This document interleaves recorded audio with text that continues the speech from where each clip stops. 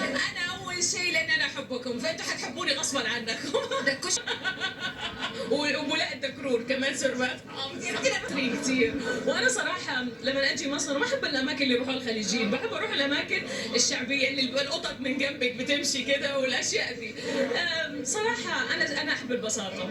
الشعب المصري مهما كان غني مهما كان فقير هم بسيطين وما يتغير اسلوبه في الكلام، مش بيصير متانزح وكذا، لا ما بيتغيرش، وهذا شيء جميل ومميز فيكم. انه بنتي تيجي تعيش معي اجي اعيش معها. بالضبط.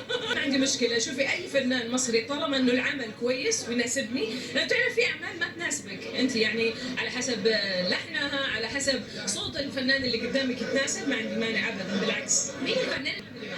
انا من ايام عادل امام وخلاص. عادل امام انا بالنسبه لي مو نمبر 1، هو ليجند، هو عالمي من مصر، مو شرط الواحد يطلع يصير عالمي، هو عالمي من مصر وانا جدا.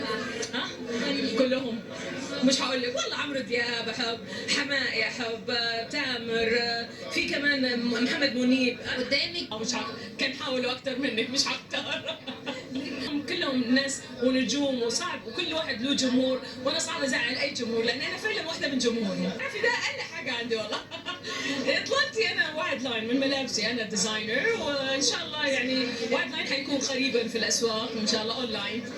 الجديد في اغنيه حتنزل بعد بكره ان شاء الله على روتانا، عراقيه صورتها في الرياض اسمها احبك اكثر، وفي فيلم سويته في الام بي سي شاهد مع الاستاذ عبد المحسن النمر. التاخير انا جدا اون تايم، انا ما بحبش التاخير ابدا.